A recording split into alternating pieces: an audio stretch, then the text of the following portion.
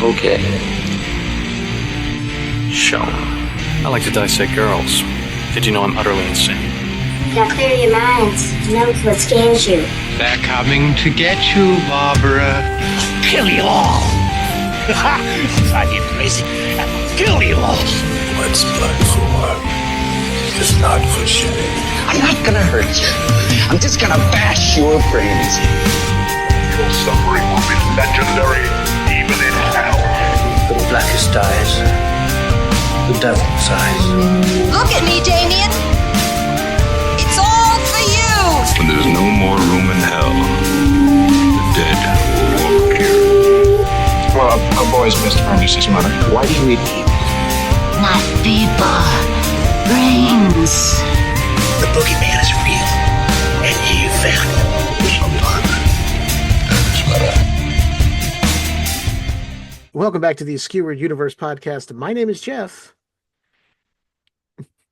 And if you heard that in the background, that was Leiann. She sadly is not going to join us, but that doesn't mean we don't have someone with us. We actually have two people.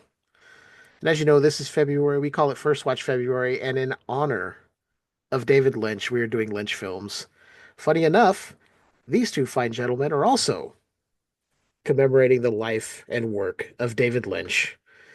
So I am joined by Sammael and Nathaniel from At the Devil's Ball. How are you two gentlemen doing? Doing great. Doing well. Thanks for having us. Yeah, absolutely. No, it's a pleasure. Yep. Good to hear it. So for anyone that may not be familiar with you guys, why don't you tell them a little bit about what you guys do over there? Nathaniel, you want to take it away? Sure, I can do that. I stumble over it when I get to it, you know. Oh, no, it's fine. Yeah, we're at the Devil's Ball. We talk about horror films in a positive and constructive manner. Occasionally we do other stuff besides horror, but normally we are predominantly a horror podcast. Right.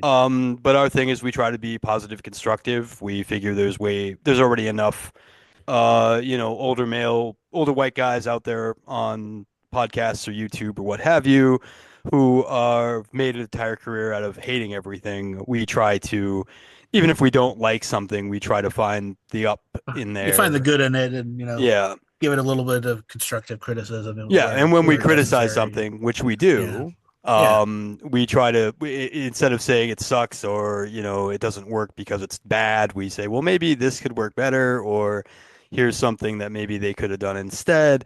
So it's more analytical than judgmental, and we have a good time with that. We've been doing that for what are we doing? 4.5 years now. Yeah. And yeah, that's been a good time. Nice. There are times where I wish I could be that positive and analytical, but then I see a movie like Vivarium, and right. That was tough.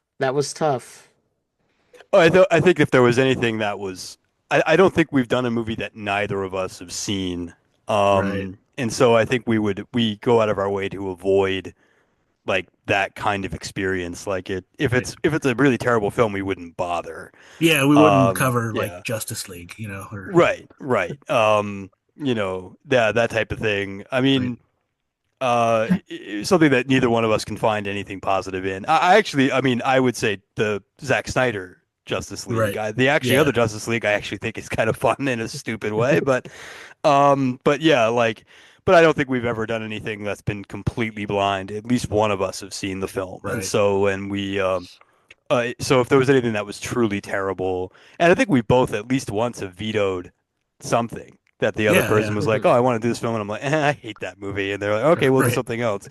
But yeah, so I mean, because it's no fun to just kind of be like, well, why would we bother talking about something that neither one of us are going to enjoy?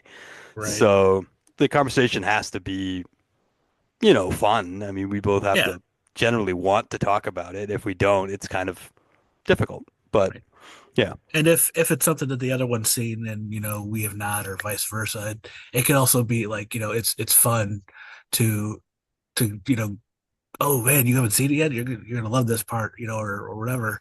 Or it's also like a little like trepidatious, or like, well, what if they hate this movie? Yeah, we've had that a couple of times. Yeah, right. Yeah, but I don't think we've ever come across anything that the other one was violently opposed to. I mean, we've had some stuff Right. that like the other one maybe didn't particularly care for, but we didn't. Right. But nothing that was like, I hate you for making me watch that. Right. Like, yeah, Yeah, Leanne and I have had that too, but I try with February, with it being first watch February, I try and do stuff that either only one of us have seen or neither of us have seen, but it's something that we need to see to like fill in the gaps of stuff we probably should have seen and just missed. Right. Or Makes maybe sense. like a random horror movie that was just brought back out of the vault that we had only heard of the lore of this film, Right. and it's like, oh, maybe we do that. So sometimes Yeah. it's a crapshoot. Right. yeah, Most yeah. of the time, What? it's worked Just out of out. curiosity, what movies have you done this? Have you done this month so far? This is the first one. Oh, okay. Yeah, I was trying to get more stuff scheduled, but life kind of gets in the way. Yeah. Yeah. Medical Yeah. stuff, Right. Leanne's recovering from her cybernetic enhancement surgery. Oh, she finally got that Musk chip. Yes, she is now part Terminator, so I am scared for my life, Right. but it's also really cool. Right. I don't know where I'm going with this. I really don't. Yeah, you're fine. Yeah, this month has given us some really good things. Like Mhm. a couple years ago we watched Fade to Black. We had Paul Oh, from Strange yeah. Highways on, and I think I was the only one that came away really enjoying the movie. I Mhm. think Paul and Leanne were kind of like lukewarm on it. Yeah. I I like Fade to Black, but I think I like it even more as a concept. Like Mhm. somebody needs to like redo it and like just like nail it. Like, Yes. but there's a lot to love in that movie. I enjoy that movie. I don't think Just I've seen it in like 25 years, so All I right. I couldn't tell you. I see that. Plus, I was just like, "Ooh, Dennis Christopher. I liked him in It as Eddie Kaspbrak, so I'm gonna watch this." Right. So, but That's how I you get your asked feelers out there. Yeah. exactly. But I asked you gentlemen on because, and it was funny because, like I told you guys in the chat, I didn't want to step on any toes for doing Lynch because I Mhm. had no idea you guys were doing it as well. So I guess Right. great minds think alike. Yes. But I asked you guys here to talk about a very, I mean, it's directed by Lynch, so to say Lynchian film is kind of redundant, Right. but a very intriguing film. I'll say it first, and that is Mulholland Drive. I can't believe it. I'm just so excited to be here. I'm in this dream place. This one comes highly recommended. Dream place. What are you doing? Get out of the car. Yeah. The girl is still missing. What's wrong? I don't know who I am. I wonder where you were going. Mulholland Drive. Come on, it'll be just like in the movies. We'll pretend to be someone else.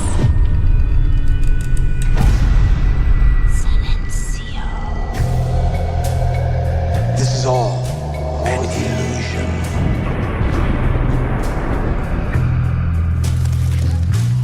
You want to know who you are, don't you?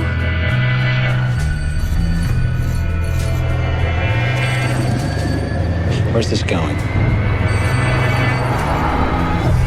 Mulholland Drive. It's been a very strange day. Getting stranger. Yeah. So I want to ask you guys, what is your experience? And either one of you can field this first. What was your experience with this film? Like, did you see it when it came out, or was it later? I didn't get to see it in the theaters, but I rented it as soon as it came to VHS. Or maybe that would be DVD at that time, I guess. And I just was just blown away by it. I had already just discovered Lynch for myself, and was really enthralled with what he does by this point. So to have like a new Lynch thing to come out and get to see. It was just like crack to me. It was just I think I watched it like 3 times before I had to return the thing. It's just Wow. yeah. So kind of a boring story, but it's one of those movies where like I kind of wish like I could see it again for the first time, and I'm like kind of jealous of you that you just watched this for the first time, because it's just like so mind altering for me, like to have watched it first time. I don't know if that makes sense or not, but Oh, totally makes it sense. does. Yeah. For me, it was a hugely formative experience for me. I did see it when it came out in the theaters. I I had gotten into Lynch in high school, and I'd really enjoyed his work. And at the time, the local theater in what was the big city for me, which was Portland, Maine. I was living in like Saco, I think, at the time, and they were releasing it. It was a limited release, so it wasn't actually out that many theaters. And so it was out, and I took the bus up to Portland to see it, and it it was an interesting experience, and it was a very formative one for me because I sat in the theater. There were a bunch of other people in the theater, and a lot of them were giggling. They clearly didn't get it. And I was just enthralled. I was just like really just getting really into it. That and Sammael's heard the story, I think, like 14 million times. So Still a good story.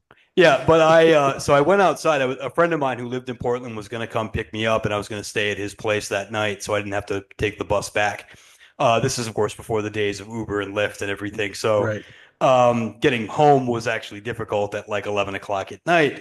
So I'm standing outside of the movie theater, and all these people are out there that had just seen the film too.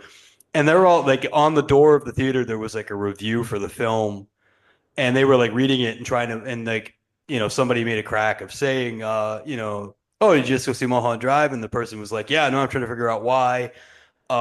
They clearly would, and they were like, I didn't get it. And they were talking, and I just sort of said, well, it's a dream.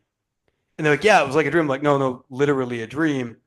And they were like, what do you mean? And I explained the whole movie to a group of like 10 people. And it kind of changed my life in that I realized I really wanted to like analyze film. I wanted to study film. I wanted to talk about film. Um, and it was this huge deal for me, and it was a huge thrill. So this film has the uh, unique place in my heart as being the movie that really nailed down a huge aspect of my personality in the sense that I wanted to talk about this. Um, and it was huge for me, and it's still to date one of my two favorite movies, depending on the day, along with Blue Velvet, which I still do think, as much as I love Mulholland Drive, I think David Lynch's masterpiece probably is Blue Velvet. It's a perfect film. But Mulholland Drive, I just absolutely love, and it's this huge movie for me, and so, yeah, I when you said we wanted to do David Lynch, and you were like, "Well, I don't know if you guys are doing Mulholland Drive." I'm like, "Well, we already did it, but I will talk about this movie as many times as anybody wants me to." So, anybody listening to this, if you want me to come on your podcast to talk about Mulholland Drive, I will do so, because it really is just one of my favorite films. And I watched this and Blue Velvet um, the night after David Lynch passed away again. And this film never. Samuel earlier said that he was kind of jealous of you to not being able to see it for the first time. I feel like every time I watch it, it's my first time. Mulholland Drive is such a strong film that when I was watching it again, I'm noticing like new takes on it and new ways of looking at it, and I'm like, my God, this film is just so many layers that it really is just very, very dear to me. So I'm very excited to be here to talk about it. I'm glad you guys came on because when you said you had done it, I was like, okay, maybe I can look for something else. But then you're like, I'll talk about it. I was like, Yeah. oh, cool. Because I didn't want it to seem redundant and anything, because then I can kind of get your guys' perspective as a first time viewer. Well, I think If we did it like there's 4 years ago too. Right. So yeah, it was a long time ago when we It actually wasn't like covered we it. just did it, Yeah, it was our first year in operation. which I'm glad because then I would have been like, we'll pivot to another one. But it's funny you bring up Blue Right. Velvet because that is the other movie we're covering this month. Oh, nice. And I'll actually be little, inside baseball. I'm recording that in a couple of days with another friend of mine. So she's going to come on and we're going to talk that because she absolutely loves that film. Right. Very cool. And all I've seen is the stills and clips of Dennis Hopper with the oxygen mask, and I have no clue what it means. And I looked up nothing about the movie. Don't. Yeah, just go in Yeah. blind. I did the same thing with this one. So, what Lynch films do you like so far? Like, other than this one, like, which ones have you experienced already?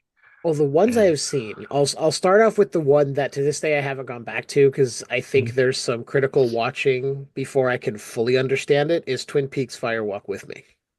Okay, right. Having not seen Twin Peaks at all, I left it going, that's a beautiful film. I don't know what the fuck is going on. Yeah, terrifying film too. That's fair. It is a terrifying film, but it might require some context to be terrifying, though. Yeah. Mm-hmm. And then, of course, the very first Lynch film, or I'm sorry, the second Lynch film I saw was Eraserhead, and I fell in love the first time I saw it. I'm like, this is weird, surreal, dreamlike, and just kind of a middle finger to conventional filmmaking. Is like, I'm just going to do what I want. Right. I was like, I don't even care. This is fantastic. This is art. Right. I think the first time I watched that one, I was like, how man make inside of my head on screen? Yeah, it's so crazy. And I've told people, they're like, I've seen a couple of Lynch films and they're pretty good. I'm like, go watch Eraserhead. Right. And they're like, oh, I don't know what to expect. I go, that's how you go in. Yeah, exactly. That's what I did. I was like, I've only heard of this movie by name. I have no idea. I've heard somebody mention a goat baby, and I'm like, what does that mean? Mm-hmm. And now I know. And then last year, we finally got to watch. Leanne and I saw The Elephant Man. That was one of her picks for the month of March because that's her month. And that movie is fantastic. Oh yeah, it really is. We just covered it. Yeah. I don't know how you guys came away from it because I haven't listened to your episode on it yet, but it was a real like emotional gut punch for me. Just the horrors of humanity. Just they look at somebody and go, "You're different, so we're gonna treat you like garbage. We're gonna exploit you because you look like a freak." It's like, what the fuck? Like I was just literally how he's got this like unbreakable disposition throughout it. Even he's still like like looks at humanity in a positive way after all that. It's like it's kind of. I think one of the last things I said on our episode was like everyone should be a little bit more like John Merrick. Right. It's like always looking at things in a positive manner, trying to always see the bright side of everything. Regardless of how he was treated, he was still like, yeah, but I'm alive and I have friends. It's just like, ugh. Right. It emotionally wrecked me, but in a good way. Yeah, for sure. But yeah, that is all I have seen up until tonight when I finally watched Mulholland Drive. Okay. Cool. And wow. I don't even know where to begin. Because this movie is definitely a dream. Yes. But then there's parts of it where you're like, did we slip back into reality for a second? And then we did at the end, yeah. The end, I was just like, because I think we can talk freely about this because so many people have seen it. Yeah. When we finally get to what the box and the key, when we finally get all that, it's like, okay. I was like, now he's like, okay, here you go. And then it's still like, well, wait a minute. You're not really telling us the narrative is still all over the place, Mr. Lynch. And he's like, figure it out. Yep. You'll get it. This is on you, bucko. I've always argued that David Lynch, his films are difficult to watch from a conventional standpoint, but every single film that he's made, he tells you how to watch it. Like if you can get into the rhythm of a David Lynch film, you will have no trouble parsing out. There are a couple of films I think he's made that maybe things get a little too muddy, but I've always had a mixed relationship with Lost Highway because that film has a very muddy narrative that does switch some stuff around very specifically midway through the film that is very difficult to parse out. He's still more or less telling you how to watch the film. It's just I'm not quite understanding him. Mulholland Drive, I think, is actually a pretty straightforward film once you know what it is you're looking at. And that's what's fascinating, I think, about the film is that as strange as it is, it's actually fairly grounded. What we're dealing with here is more or less wish fulfillment. He's just taking it to another level, where the actual unreality of the dream is challenged versus the normal dream narrative. Lynch loves to play with dreams. Almost all of his films have some sort of dream sequence, but all of the dreams ultimately are meant to reflect reality in a way that you question whether or not the dream is actually just a dream or not. And that's what Mulholland Drive is. It's the ultimate expression of his fascination with dreams. The idea that a dream could be more real than the waking world. And to me, that's what Mulholland Drive is all about, is you've got Betty Elms, existing in this world and then kind of realizing maybe she isn't real and having this existential crisis that then leads to the waking life where we see the reality of Diane Selwyn is a miserable one. And it's almost as if like, well, Betty was better off and Betty had the beginnings of a good life. However, that good life starts to slip as well. I've talked about this with Sammy many times about one of my favorite sequences in any film ever. One of the most powerful moments in any film ever is when Betty and Rita are making love and Betty says, "I love you. I'm in love with you." And Rita does not respond. Right. And I'm like, that is the ultimate moment of the dream collapsing. That even in her dreams, she cannot actually possess the woman that she loves. And it's which is reflected in Lost Highway, You Can Never Have Me. It's just such a phenomenal film in its representation of reality. The tagline of this film, by the way, and I didn't even know this until I watched the 101 Scariest Movie Moments that was on Shudder, I think 2 years ago, where actress Alex Esso pointed out that the tagline of the film is "A woman in trouble in the city of dreams." And she's like, if you think about it, that tells you everything about the movie in one sentence. And it's just phenomenal. But if I don't want to take over the whole show. So, but yeah, the concept of this dream and what that means and about the reality of that dream, I think is as good a place to start as any. Unless someone has a better idea. No, I think it's a good place. Great. Yeah, I think it's a great place to start because, dreams are such a big part of not only this movie, but Lynch's, whole career. And in this movie, it's, it's what the whole thing's about. It's the, fantasy versus reality, the promise of Hollywood versus what you get. And, it's I often say it that I hate movies about Hollywood, and Lynch always proves me wrong when he does it, because he shows both sides of the coin, because it's kind of boring to me to do movies about Hollywood because they're always like either sugar coated or just completely like just done to make you feel shitty. And there's like no middle ground, and like Lynch with this one just shows, well, there's I'll show you both sides of the coin, and we'll go through it together. And the dream aspect is obviously a huge part of that. And just on rewatches you can go through and say, oh, this guy in the dream is because she saw him here, or this is her anxiety. I would like to say like the scene with the assassin, where we first see him, when he's just fucking up the assassination over and over in a very comedic way. I'm sorry, are we allowed to swear on this show? My apologies. Fucking let it fly.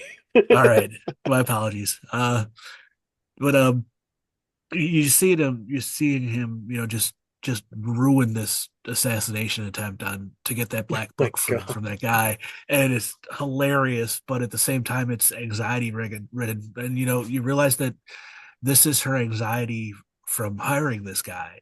Mm-hmm. Like this is how she sees, the real killing is going to go off, and it's going to be terrible, and it's going to all point back to her, and it's just little things like that fall together on rewatches, and that's just beautiful because it's operating on this dream logic where it takes little pieces of your everyday life and throws them in there. You see some guy on the bus that looks kind of interesting, and next thing you know, he's in a dream you had about God knows what, and yeah. So I think it's really cool.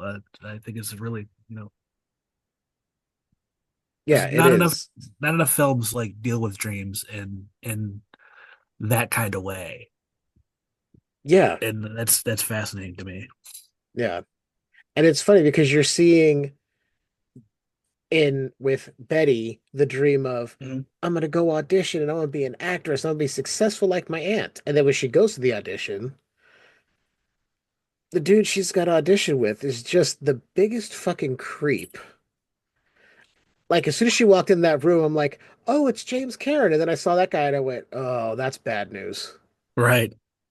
And immediately pegged him. I'm like, you fucking Timu James Brolin looking motherfucker. And he's like, oh, I want to be close. I want to get in close like the last, like, calm down, Weinstein. Right. But she rolls with it. Yeah, she rolls with it, and she does better, and she crushes it. Yeah. She crushes it. That was actually the moment when in the sitting in that theater back in 2001, I had seen Naomi Watts in one or two things prior. She had done a few smaller roles prior to this film, but that scene, and I remember leaning forward in my chair and just being like, oh my God, she's amazing.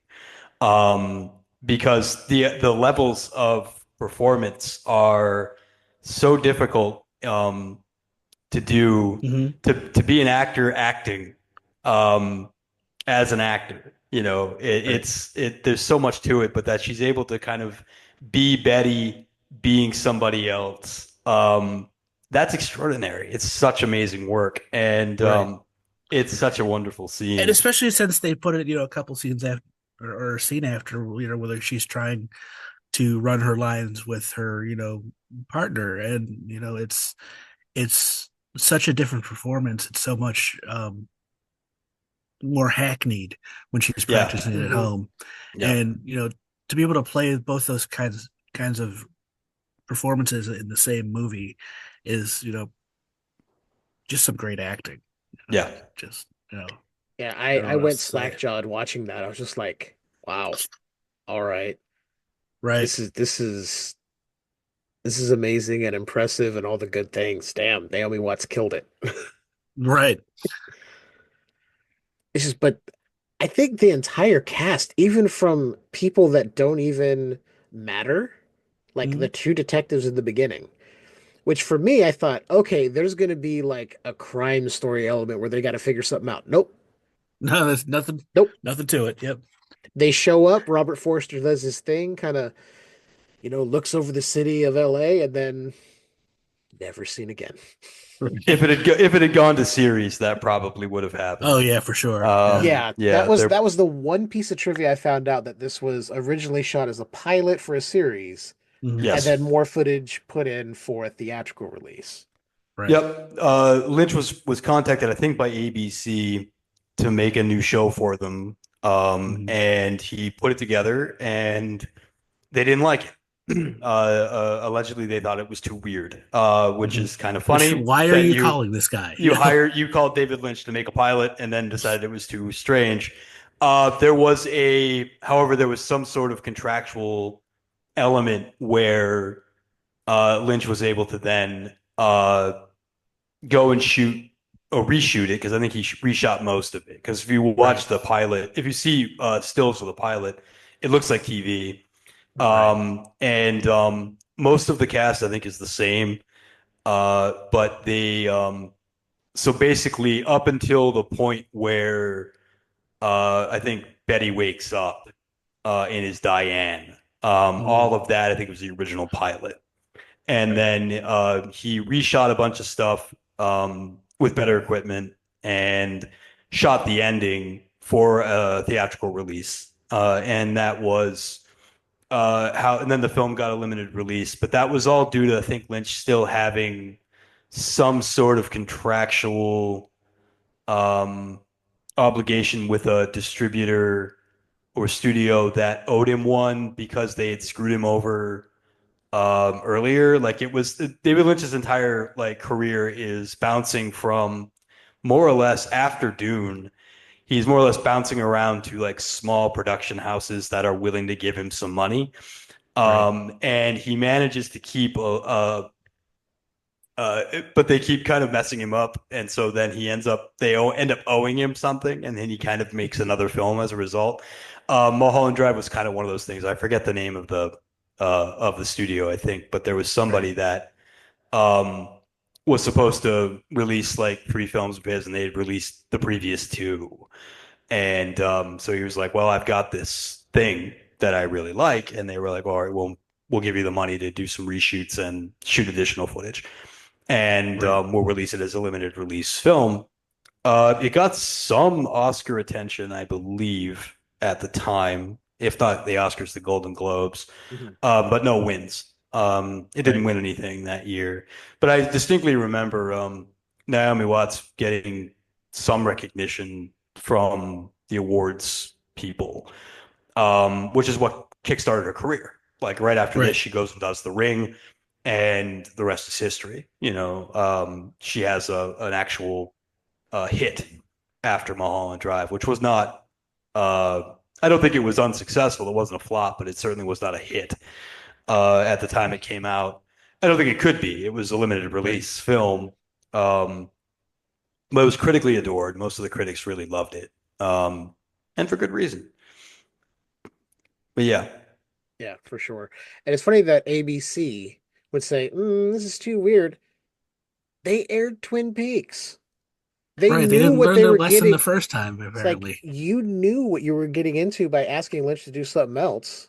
Well, so ABC, why did you ask him? Come on. Twin Peaks wasn't ABC. Twin Peaks was, I think, CBS. No, it was ABC. I remember distinctly.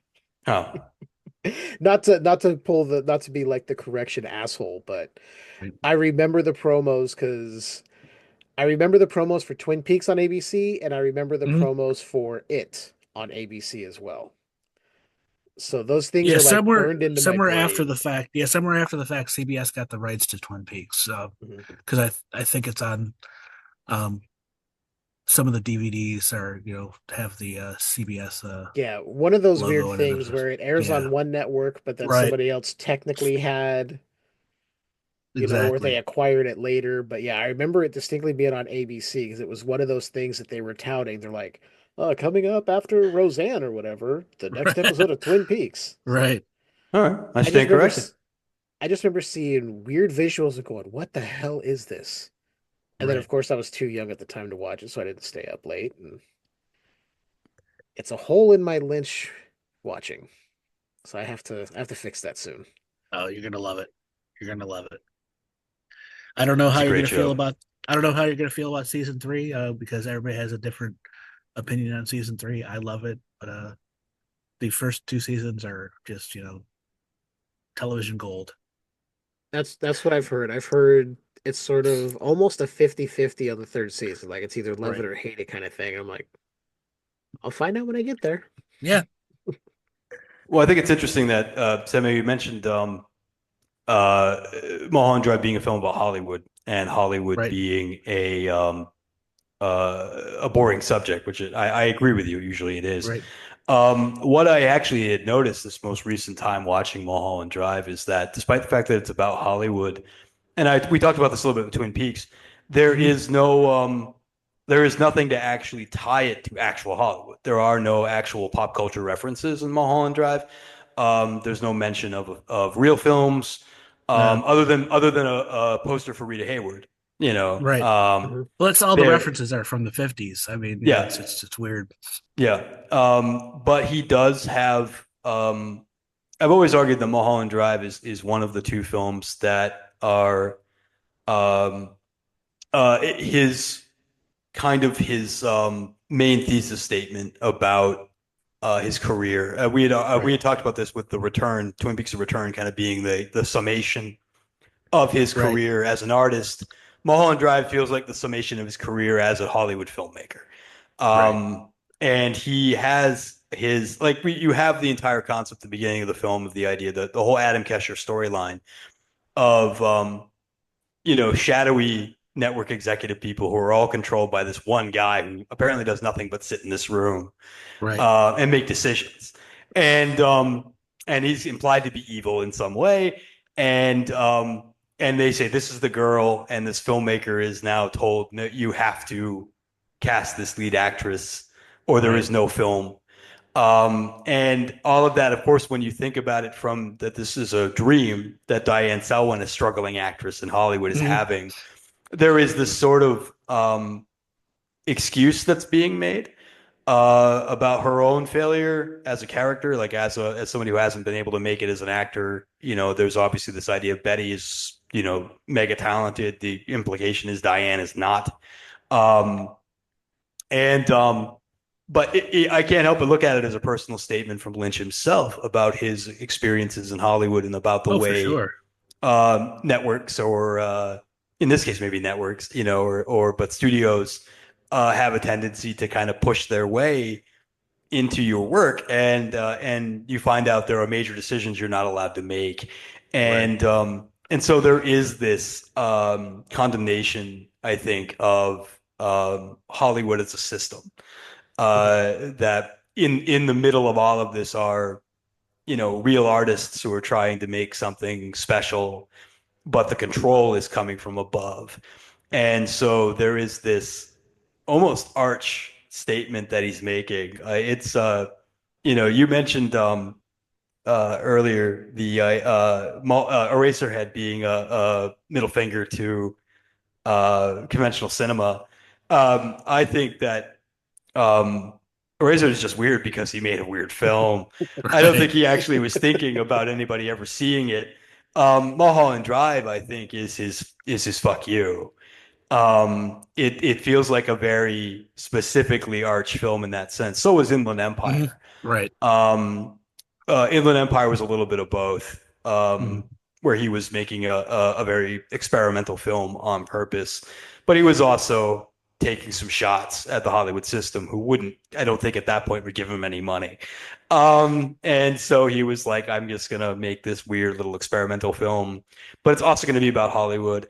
And it's also going to be about a little bit about the heart and soul that artists put into this work, and how it's not cared about by people who profit. And Mulholland Drive is absolutely that film. In the sense that you have this whole subplot about the powers that be infringing upon art. That, even if Betty had gone to Adam Kesher, the implication, of course, being Betty goes to that audition, this other woman's going to take her across the street because she's got to have this role, right? This biggest role in Hollywood right now. She's a shoe-in for it. She's absolutely perfect for it, but it doesn't matter. If she were to go in there and read, there was no chance she'd get the part. because the part had already been cast.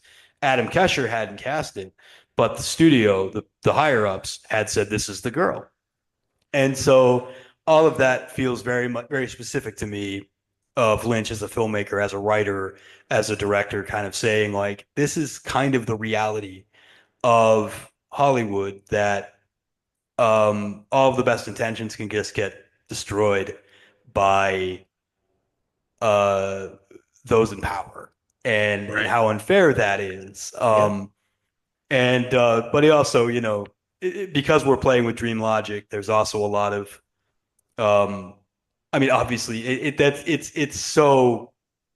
I think once you realize what you're looking at, you realize you're looking at a dream in this movie.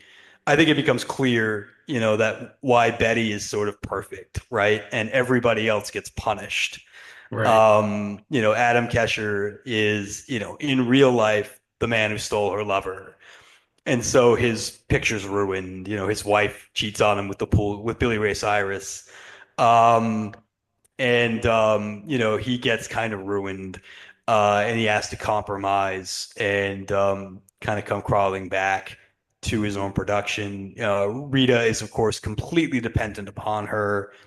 She literally has no memory. There's no one to help her but Betty. Betty has all of the power in that relationship. And then when you reverse it in real life, you see that Diane had no power whatsoever in that relationship. You see all of that wish fulfillment aspects from Betty's perspective.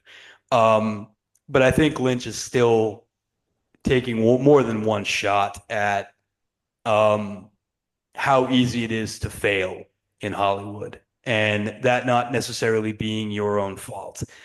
And it's a little vindictive at times. And I think that's part of the reason why I think I love it, is that most other filmmakers, if they were going to be this vindictive about the Hollywood system, they would scale things back, I think, because everybody's worried about tomorrow, right? Well, I got to make my next film. I can't make something that, unless you're John Waters, who's just going to be like, I don't give a shit anyway, and I never did.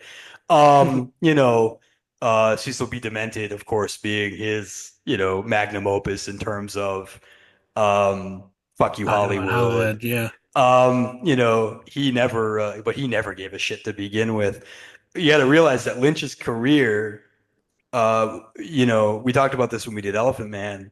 What was it, last week? What the hell day is it? I don't even know. I don't know. Yeah.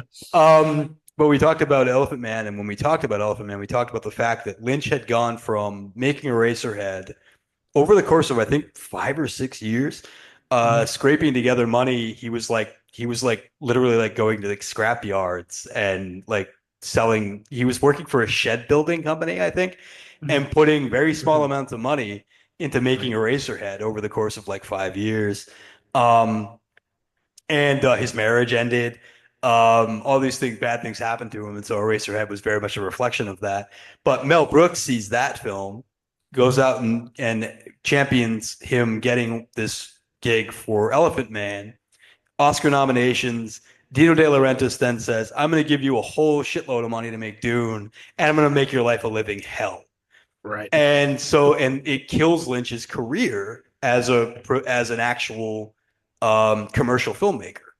It's over for him at that point. He then bounces back with Blue Velvet, and then Twin Peaks turns him into a household name again. But those were much smaller things. I think Blue Velvet was made by some Italian company that gave him a little bit of money. And then he got lucky with Twin Peaks, and that went further than he or Mark Frost ever thought it would. They expected to be on for 9 episodes and get canceled. And then they got renewed for 22, and they had no idea what to do with it. But so, I mean, Lynch has had these really negative experiences with the Hollywood studio system. And so I can't help but look at Mulholland Drive as there is no tomorrow for David Lynch. Right. I think by this point, every film he's making is his last film.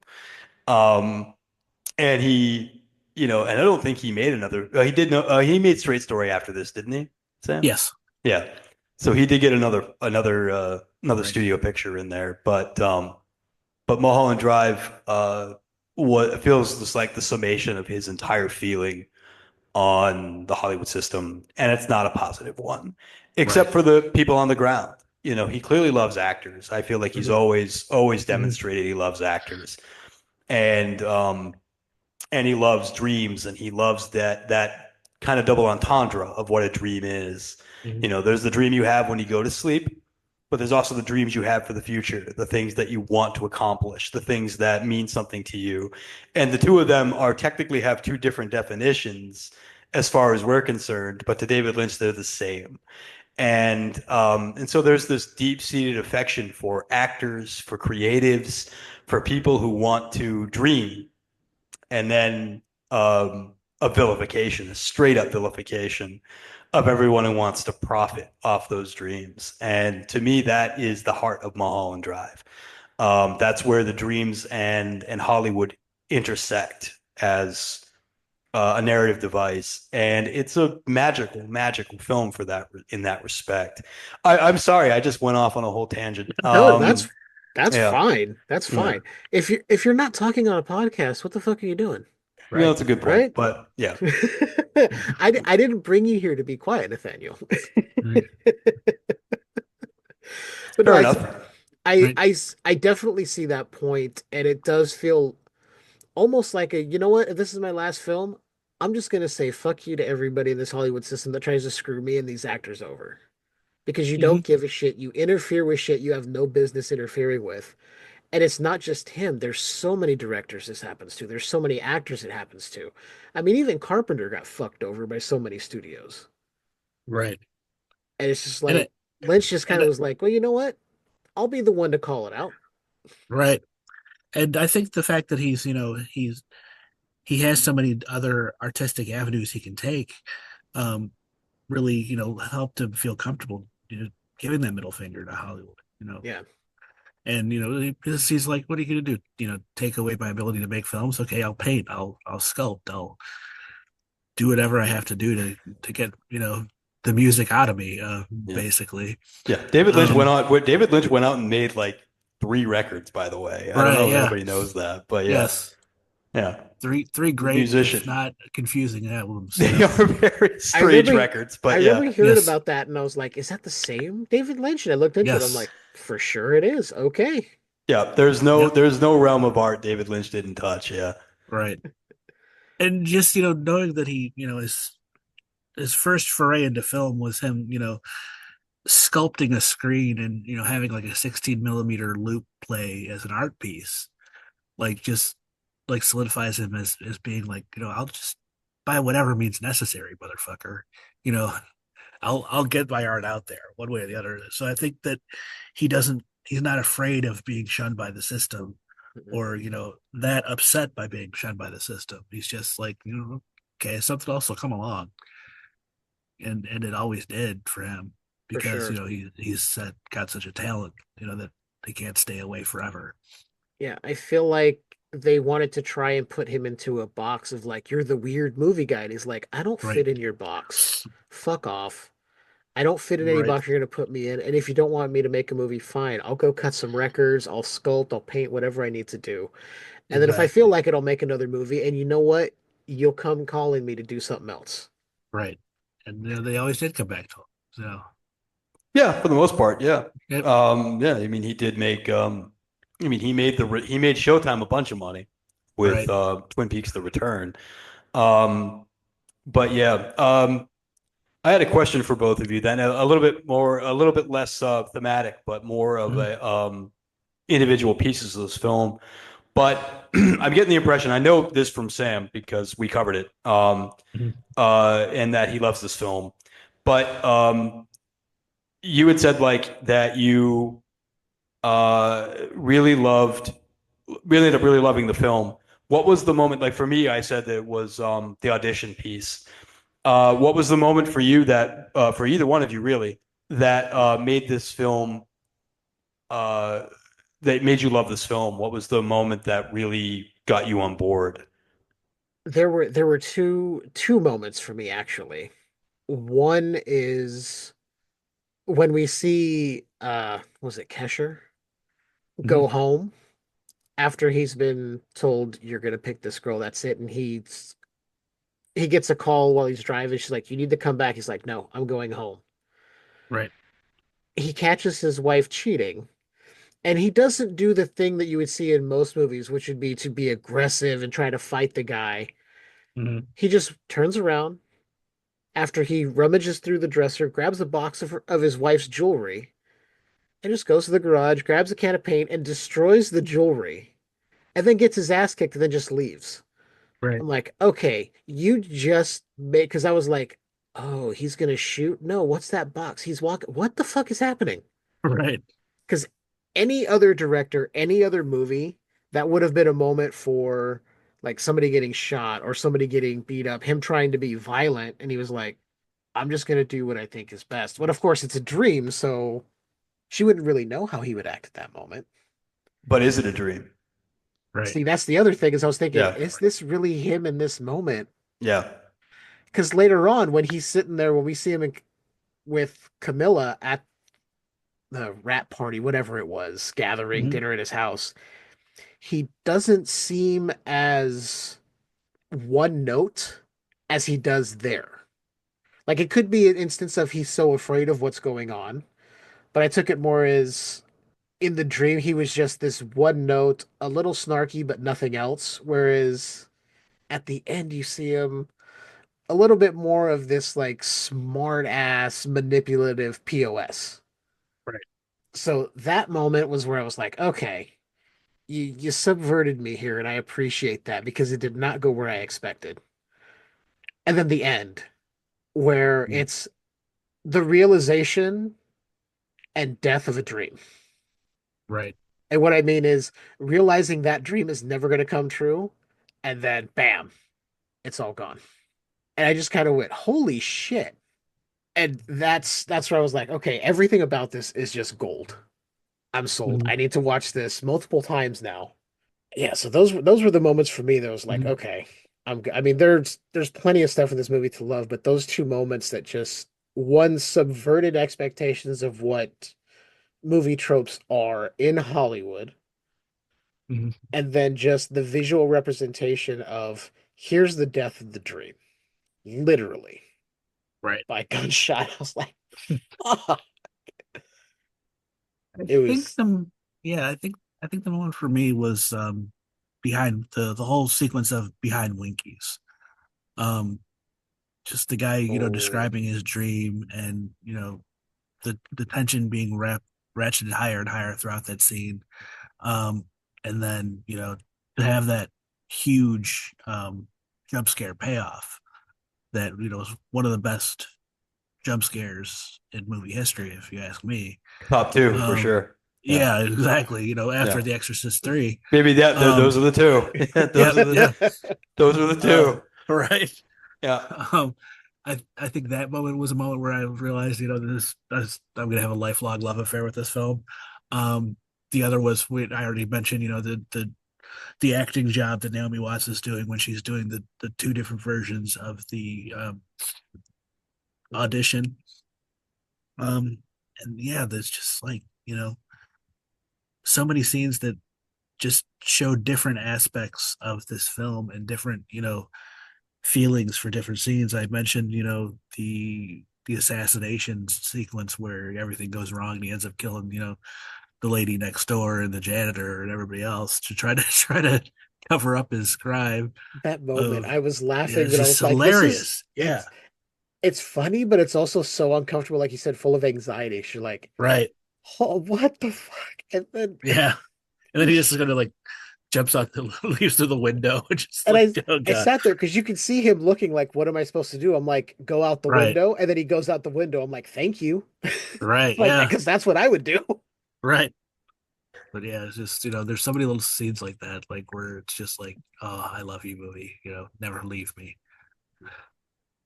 Every scene has its own Moment. its own moments. It's such it's interesting that this movie is so segmental, but Right. it manages to hold together, even though it kind of doesn't, and that's what's kind of beautiful about it. But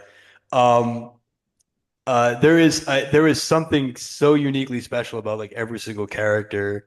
Um, I found myself. I remember when I first saw the film, I was really interested in Justin Theroux's Adam Kesher character. Right. There was something so striking about him. Justin Theroux was not a household name at the time. I think he had just started really getting some recognition at the time. I think he had just done American Psycho, I think the year before. And but that character has so many wonderfully unique moments. But I mean, we meet him in that room where veteran character Dan Hedaya and composer Angelo Badalamenti Right. walk into the room, and the Castiglione brothers are so strange. It's probably the first time in the film we get to really witness weirdness in Mulholland Drive, and there are many weird moments in it.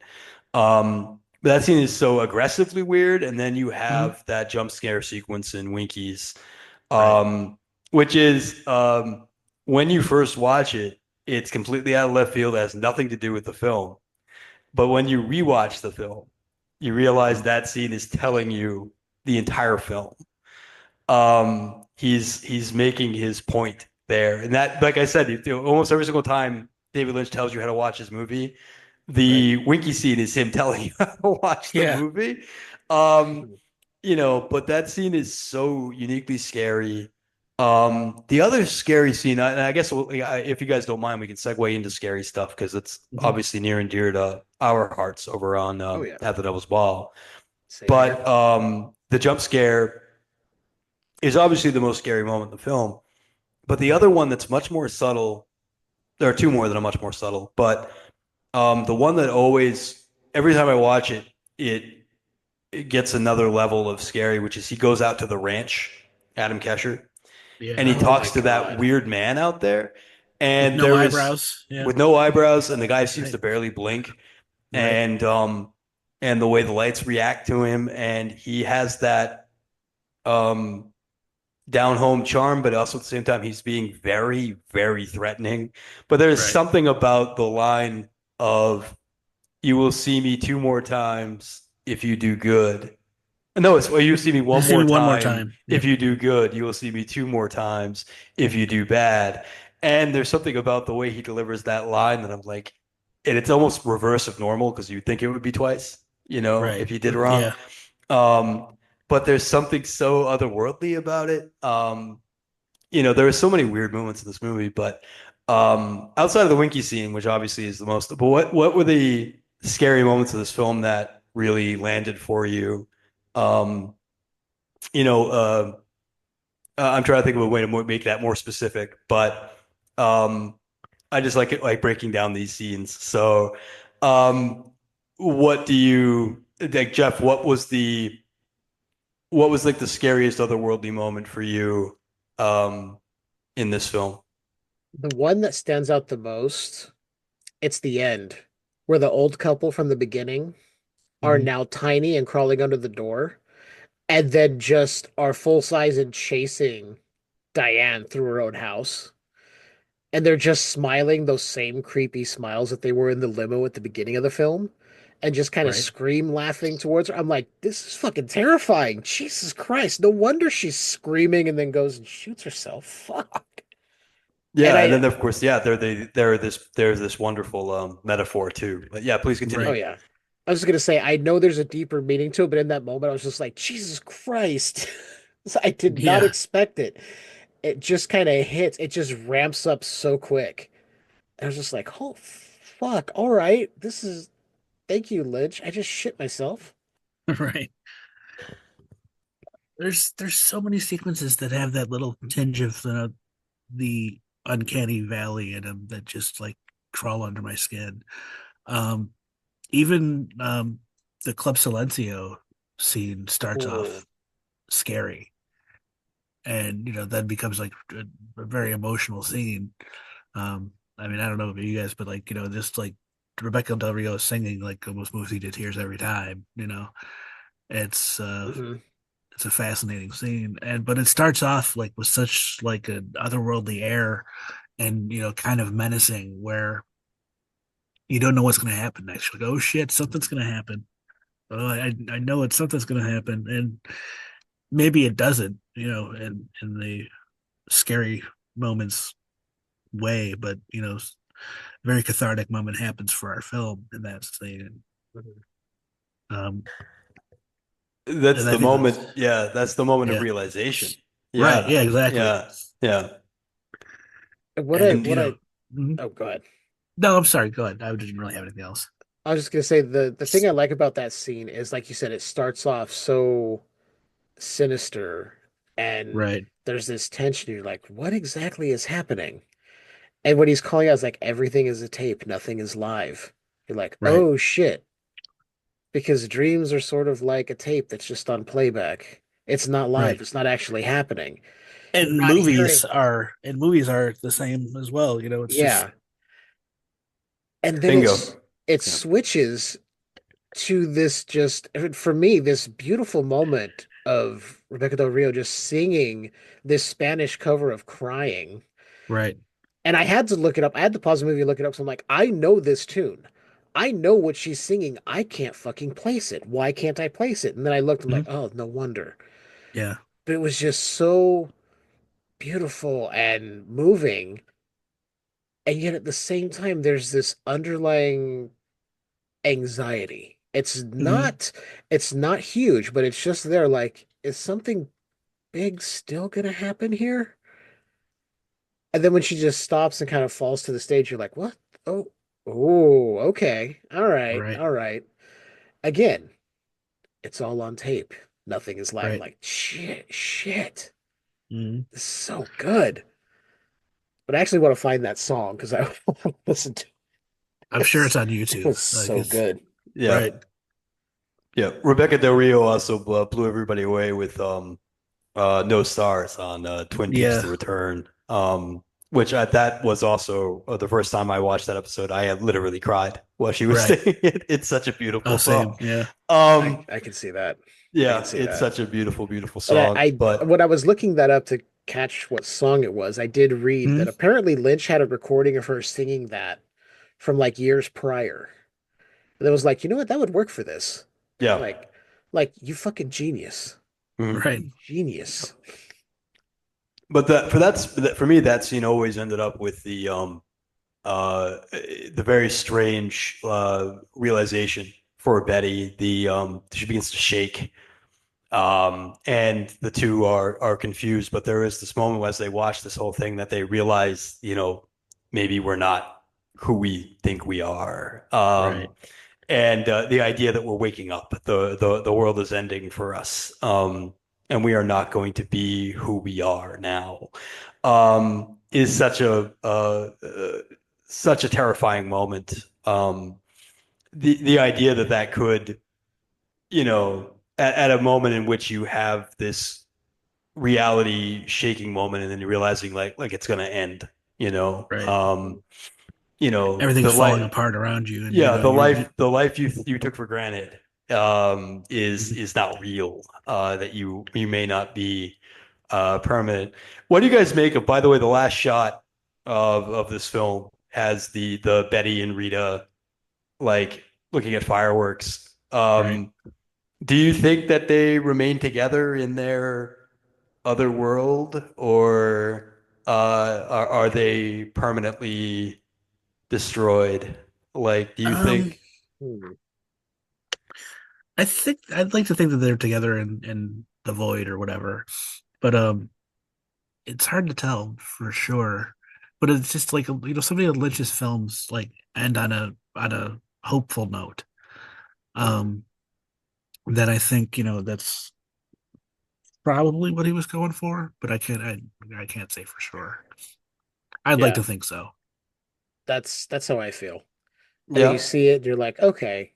Because really, in that whole dream scenario, they actually get along really well. But then when you see the reality of the situation, Camilla is just as manipulative as anybody else. Right.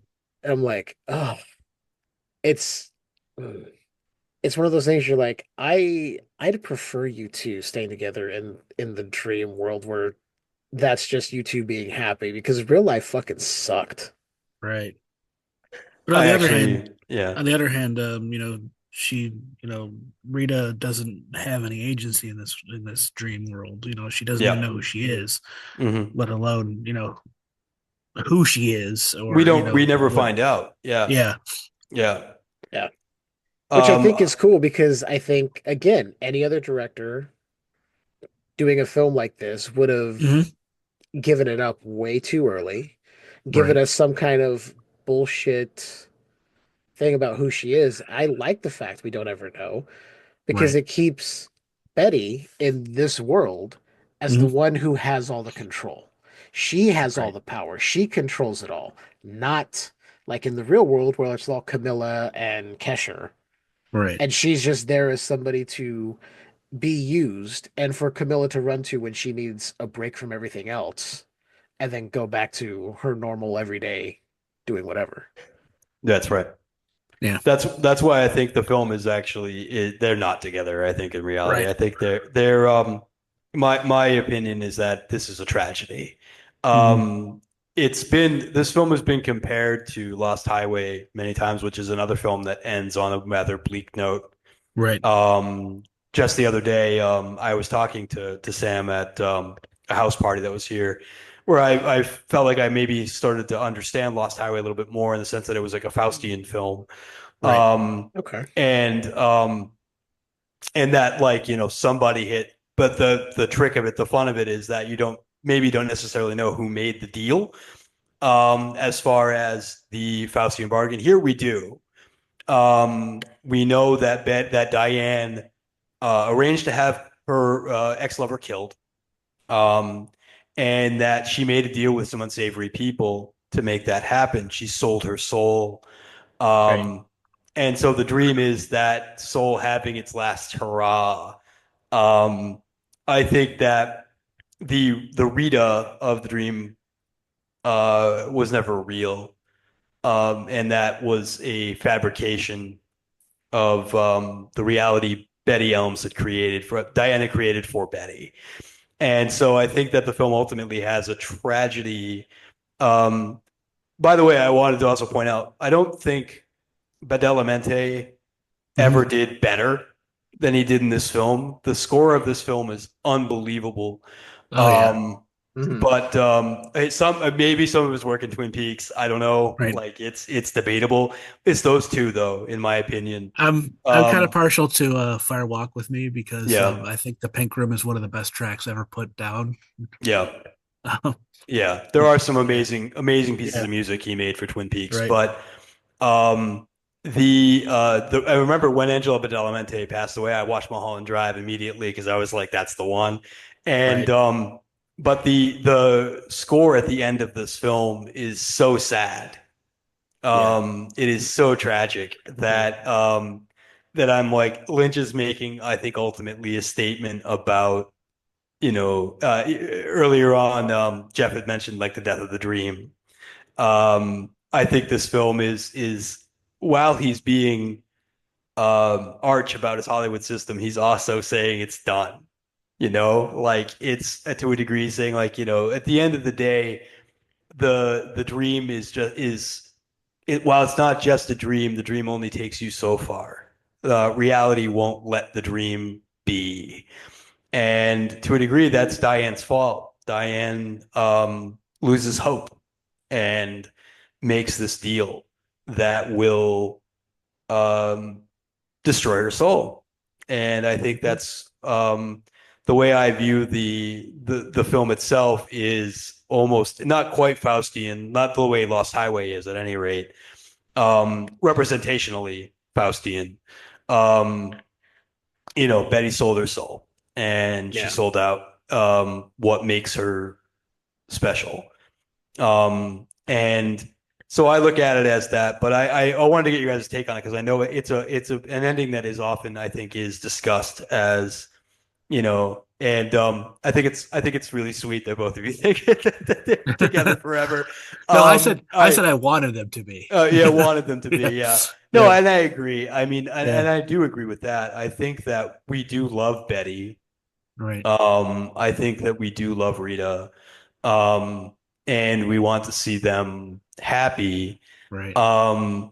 But the mystery of who Rita is, I think Jeff is absolutely right that, the mystery of Rita, if Rita's mystery was ever solved, the dream is over. And Right. so it could never be resolved but I think there is no Rita. There is no person that she was. The closest they get is thinking maybe she's Diane Selwyn and Right. Betty is Diane Selwyn. And that was another terrifying moment that I realized not too long ago. I was watching Mulholland Drive again. And when they go out, they're outside of Diane Selwyn's apartment, and there's some men in suits, and the two of them are hiding. And Badalamenti's score is very, very subtle. And I realized when watching it, I talked about this, I think when we covered it years ago, that I found myself that I was holding my breath. And that doesn't happen to me. And I realized I was like, oh my God, David Lynch has created this unbelievable sense of tension and nothing's happening. There is no reason to feel that way whatsoever in the sequence. But he has created this, and there's even a release. There's a comic relief moment in which the two of them kind of take a breath, and Betty that kind of rolls her eyes at reading says, "Now you got me paranoid," and they have a little laugh about it. But yeah, the overall tension of this mystery is so palpable, even though he's not giving you any information. It's all sensory. There's actually not a lot of plot to speak of in Mulholland Drive. It's all sensation. It's all, what's the right word I'm trying to think of? Impressionistic. There is no, even though, yeah, we get a jump scare, we get the man behind Winkies, we get a couple of those moments, but ultimately, structurally speaking, there is no real plot here. There's just sort of like, we need to find out who Rita is. But at the same time, the film is almost acknowledging that doesn't matter. The love story seems like it's important, but then you find out it really isn't. It's actually just, a scenario in which these characters exist. And it's just such a beautiful piece of filmmaking. I just love it. I'm sorry, I got carried away again, and I forgot what my point was. But yeah, no, I like I said, this movie's very special to me. So there's so much going on. I think I was going to make a point about Adam Kesher at some point in there somewhere, but yeah, like these moments of. Here's a question for both of you. All right, so it's a very basic one. Because it's debated a lot. Okay, so this movie ends up on a lot of best 21st century horror film lists. And every time it ends up on that list, there's inevitably some asshole who says that is not a horror film. Is Mulholland Drive a horror film, and why? Or why not? I'm going to say it is a horror film. It's just not what most people think of as a horror film, your conventional horror films. It doesn't slot into a slasher or a creature feature. This is like psychological, but then it's just tension. There are scares, there are scary things. It's not overtly scary. There's not a stinging score to like punch these moments home, like if somebody gets killed or something. It's also like the horrors of reality. You go back to something like The Elephant Man, which I see could be a horror film in some respects because it's the horrors of humanity. Mulholland Drive has a lot of that as well, but it's the horrors of real life and humanity within the Hollywood system where there's some evil manipulative people in there. And then what the end result could be because of that. So I think, yeah, this should be considered a horror film. It's kind of like when people bitch about Silence of the Lambs. It's not a horror film. Well, yeah, it is. Yeah. I'm sorry to say, your crime thriller that you love, it is a horror film. That villain of Hannibal Lecter is a cannibal. He's not the main villain. He's a cannibal. He eats somebody, he cuts off somebody's face. I mean, James Gum is skinning women to make a dress. It is Ed Gein. That is a horror film. 100%. And I think this slots into horror as well. It's just not what most people think of horror to be. So those of us who have an appreciation for the horror genre can look at this and go, yeah, there are elements here, but Lynch is so good at what he does that it's not your conventional run-of-the-mill Hollywood system horror film. I don't want to say it's elevated horror because I despise that term, but it's a Me different too. it's a different type of horror that I think so many people aren't willing to look at. Because a lot of people I think still shit on horror as a genre, thinking it's just over the top gore and boobs. It's like you're an idiot. I'm sorry Right. to say it, but if you can't see past that and see the other stuff in there, you're wearing blinders. And yeah, Mulholland Drive is to me a horror film. I would agree with that. I think it's a horror film. I mean, Nathaniel, I think you know what I'm going to say. As I'm a I big do. tent guy, I think horror has a lot of different aspects and different flavors, and it should be as wide a net as possible to do that. This was billed as a psychological thriller, and I've always been the opinion of when you call something a thriller, you're just too much of a coward to call it a horror movie. They did the same thing with Silence of the Lambs, when it was going for Oscars. They're like, no, it's a thriller. It's like it's a horror movie. Thriller, horror is the same word basically. You can fight about that as you want, but it's just the studio's way of saying we're not horror. We're not. It's not bad. Yeah. And then this. And I've always thought of Lynch as a master of horror, and the man makes wonderful horror movies. They're not just that, and I think that's really cool. Is that they're not pigeonholed into one specific kind of movie. His movies kind of run the gamut all over the place. Yeah.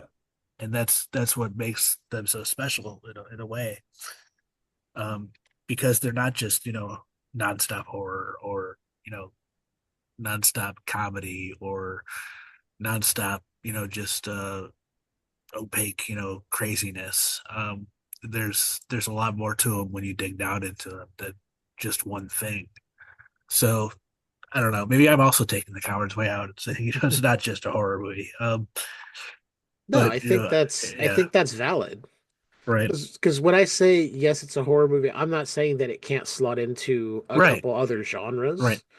It's just if people go, well, it's not a horror movie. There's nothing scary in it. I'll be like, did you watch? First of all, you're wrong. Yeah. Yeah. Yeah. Right. This is a pretty scary movie. Yeah. I mean, even the moment where they discover the body in the bed, that is chilling. Yeah. And really visceral, because he didn't shy away from. Here's a body that's been laying here for who knows how long at this point. Right. And just lingering on it, I'm like, the effects work was fantastic, but it's just so like, Yeah. I just imagine myself stumbling upon something like that. Right. And I'm like, that's what it would be like. I'm uncomfortable. Thank you, Lynch, for doing that. Yeah. I think Lynch himself would ultimately would like decline to answer the question. If you were to say, is this Mulholland Drive a horror film? He'd be like, because I've made this statement many times that one of the things I think that makes Lynch work is that he doesn't give a shit. If the most famous thing, and it still gets quoted all the time, was Eraser is my most personal movie. Elaborate on that. No. Yeah. It's quoted forever that he literally he's made that statement before. He's like, I'm not going to talk about my work because the work itself is a statement. Right. I'm not going to give you any more information on it. It's because once I've made it, I've made my expression. What you take away from it is up to you, and all of it is valid. But I do feel like Lynch as a filmmaker just doesn't care about genre conventions whatsoever. I think he'd find it all to be, if you could ask him, maybe not about his work, but in general about genre, he would say, well, what the hell is that anyway? He's like, it's all just film, right? Similar to like Jeff Goldblum being like, "Are you a Marvel or DC guy?" and him going, "What's the difference? They're all comics." It's true, that ultimately genre is this, we like categorizing as a species. And so we just made up these things. And yeah, they have conventions and they have these things that define them. But Lynch, I think, just doesn't care about them. He's one of the major filmmakers who I think really never cared one way or the other. Along with two of my other favorites, Ingmar Bergman and Michael Haneke, both of whom made films that are often on horror film lists. Do they care? Do they consider them horror? No, but they don't really consider them anything. They just are like, well, whatever. I went out and made a film. Right. The reality of it is that it's just an expression of something. And so I think, but Lynch is one of the things I think that's so interesting about David Lynch, and that he's so mercurial, and he's so playful with it, that I think he knows he's dealing with it, but I think he ultimately just doesn't care. And I think that's what makes, Mulholland Drive isn't quite, balls to the wall, Hereditary. I'm going to take you places you've never been before, and I'm going to shock the hell out of the audience. I think Mulholland Drive is a film that is made to just do what it does. Right. And that reaction that you have to it is incidental, I guess might be the right way to put it. That he's going to put something scary on screen, but I don't think he considers it scary. I don't think he's thinking, I'm going to scare the audience here. I think he knows to a degree. I think that jump scare is constructed in such a way that he knew he was making something scary. But it's I don't think he cares much if you are scared or not. And that is, to me, the epitome of Lynch as a filmmaker, is his attitude towards the art itself, to just be the art itself. And but I wanted to get your opinion on that, because it does irk me as well when people are like, Mulholland Drive's not a horror film, and I'm like, it's the scariest movie of the 21st century. It's, yes, there are other films that might be incrementally more scary or scarier, but gotta watch my grammar. But but I can't think of a film that was as utterly unsettling in general as Mulholland Drive since the year 2000. It's been 25 years, and we've seen a lot of great films, and a lot of them have been scary, but there's something about Mulholland Drive that, and we mentioned, there are the two great jump scares of all time, and one of them is here. You might have your difference of opinion as far as which one is number one and number two, but the Winky scene in the hallway in Exorcist 3 have got to be two of the greatest jump scares in the history of cinema. I think what I love about the Mulholland Drive jump scare is that could legit happen to anyone just walking behind a building. Somebody could just step out real quick and cause you to faint out of fear and hit the ground, because it's so unexpected. Even though he was expecting something, because he's like, I had this dream, this is going to happen. It's still one of the things where you're like, yeah, we've all had that moment where we're going somewhere. We're like, what if somebody were to pop out around this corner right now? How would I react? Yeah. Which just makes it hit home a little bit more. It's not this over the top, Jason Voorhees, Freddy Krueger in your dreams thing. It's like, no, you've been down places like this before. You've probably had the thought of, what if somebody jumped out from behind that corner right there? It's a blind corner. There's nobody else here. What would happen? Yeah. If you've ever lived alone, or even been home alone, I mean, the number of times that I've just been like, I don't feel like I'm alone anymore, even though I know I am. And you get amped up for no reason. I mean, I think Mulholland Drive encapsulates that feeling of something isn't right. You don't know what it is, but you have that feeling of, and the amount of times I've scared myself with nothing is extraordinary, and I'm sure that's true of everybody, especially horror film geeks like us, that we're always always thinking of the scariest things ever. Samuel knows this. Like right now, I'm living in a basement, and there have been a couple of nights where late at night I go to bed and the lights are out. And I think about, I'm like, there's this door over here. Samuel knows this. And Yes. it's basically like, and they even call it like the murder closet because it's like, it's Right. not heated. It's basically just this door.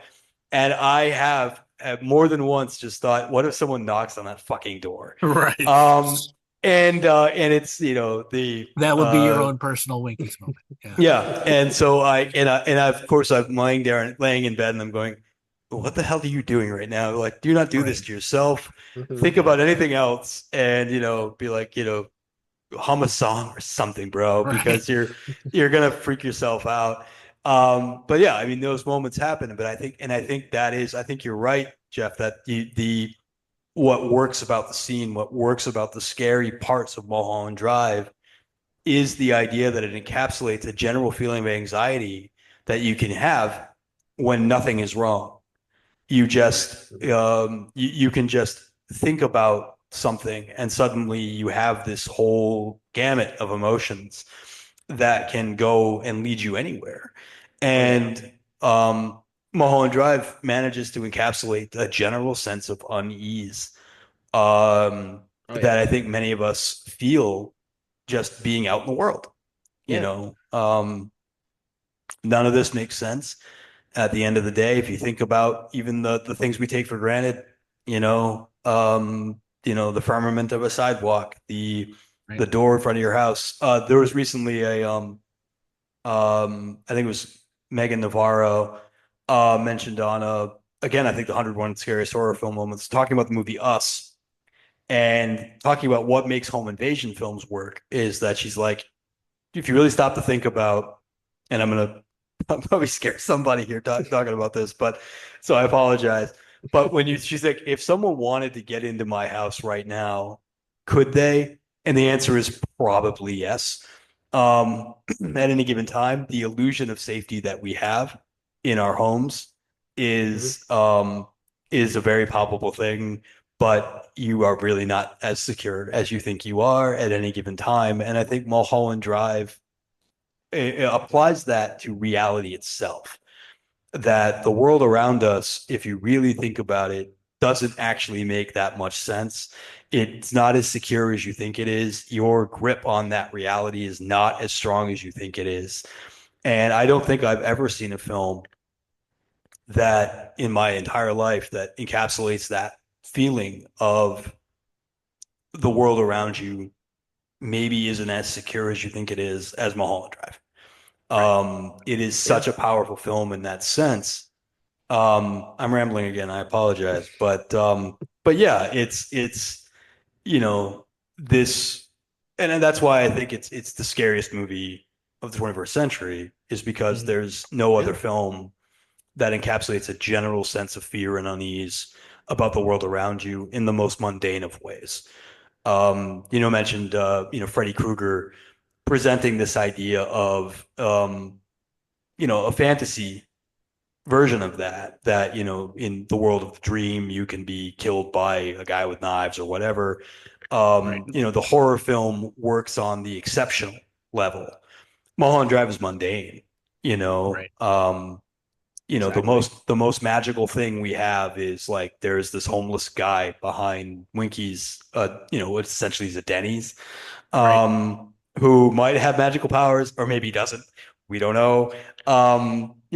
There is is something magical happening here? Who knows? Who really gives a shit, to be honest? It's not about that. It's not about the concrete, it's not about whether or not it's not about what Freddy will do to you in your dream. It's about whether or not Freddy is even real. Or are you just making him up? Maybe you are, maybe you're not. That whole thing is just such an existential nightmare that I can't see why anybody would argue it's not a horror film because it's such an existential nightmare. But yeah, for sure. And real quick, I want to speak to your your Supervisor? your anxiety and paranoia about the murder closet door. That was a Yeah. good one. That was a good one. Yeah, but get your supervisor here. Yes. Because I did have a moment that freaked me out. It was years ago. I was here home alone by myself. Nobody's here. And I decided I'm just going to watch a bunch of Friday the 13th movies and whatnot. And it gets to part six. And if you guys all remember, there is a scene with the RV Mm-hmm. where Jason grabs the conduit and rips the electrical to the RV. At that moment, the power went out in the house. Oh no. And I went, oh shit, and went out the front door. The worst thing Right. you could do. I know that's Yeah. the worst move I could have made. And then decided, after I realized the entire block had lost power, I was going to go back inside the house while it was still dark. Right. And then tried to put some more bass in my voice, be like, hello? Anybody here? Because in that moment, I was like, oh shit, what if somebody did get in while this Yeah. happened? What if this was the perfect opportunity for them to get inside and then somebody's going to come home and find me just like chopped up into pieces? Don't think like that. Don't think like that. It's fine. It's just a power outage. So, yeah, I had Mhm. my own little moment of, and it wasn't even that the movie's scary. I've seen it so many times. It's not a scary moment. But in that moment, when the conduit rips out and all the power in your house goes at the same time, Yeah. it's like, oh shit.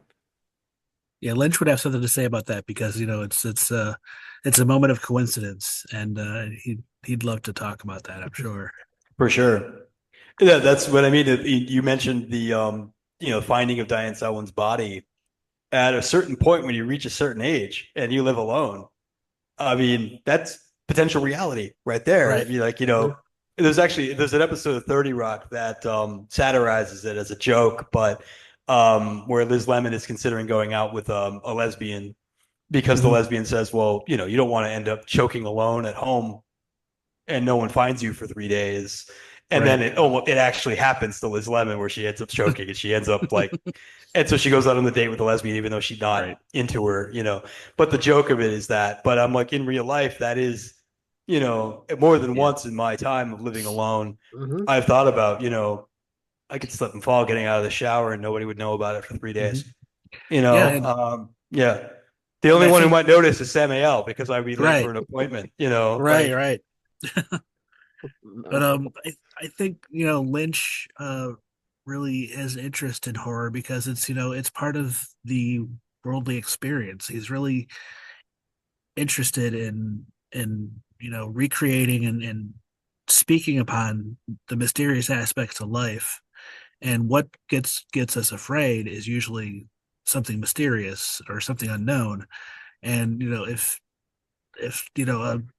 we spend so much of our lives being afraid, if you really think about it, because I consider like things like worry and anxiety to be a form of fear. Mhm. That it's almost impossible that he wouldn't put this stuff into his movies. It's that there's scares in his films, and they're effective because he knows how to work them properly and how to plug into that sense of unease about the uncanny and things that aren't right when you're living your life and there's something just seems off all of a sudden. Yeah. He's really interested in that kind of feeling. He comes off as someone who had a deep understanding of it all and how to use Mhm. it. And I don't want to use the term manipulate the Right. viewers, but use it in a term to get the viewers to feel something in those moments. To be like, Right. I'm going to create this scene that's going to be, it's going to visually be beautiful, but there's going to Mhm. be this underlying anxiety and tension that is going to get you so ramped up. And then the next scene is going to be, something like that wall of a dude walking into Kesher's house looking for him. Right. Like Yeah, just that's that scene, crazy. I was Yep. laughing because this woman was hitting him. He was not budging. She climbed on Yeah. his back. He didn't move. He looked so like this again. Right. It's like, lady, I'm like 12 of you. I mean, Yeah. you guys have seen Into the Spider-Verse, right? Yeah. He looked like a real life version of that version of Kingpin from that movie. Oh, That for was sure. initially what I Yeah. thought. I was like, oh my God.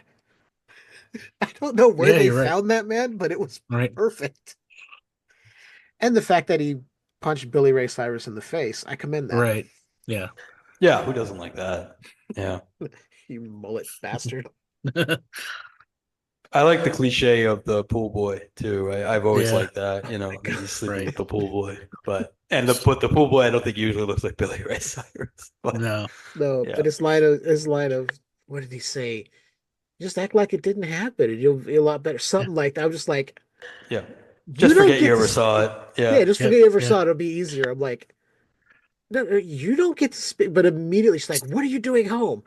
Right. Yeah, now Yeah, you've she's done. mad at him. Yeah. I'm like, well, wait a minute. He walked in on you cheating. Right. What?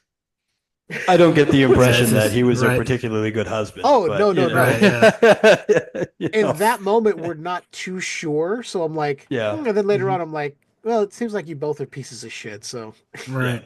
Yeah. Adam Kesher doesn't strike me as a particularly nice man. So which is I think a little bit of self-effacing on Lynch's part. I think the director is kind of a dick, yeah, right. But he's the guy who grows a spine for 30 seconds to swing a golf club at a car when nobody's around to stop. when nobody's around, yeah. Yeah. And then immediately runs away. It runs away. Yeah. It's- He jumps into his car and drives off. Yeah. It's the equivalent of the guy who's constantly the mouth runner in the group and then goes and runs behind his buddies who know how to fight.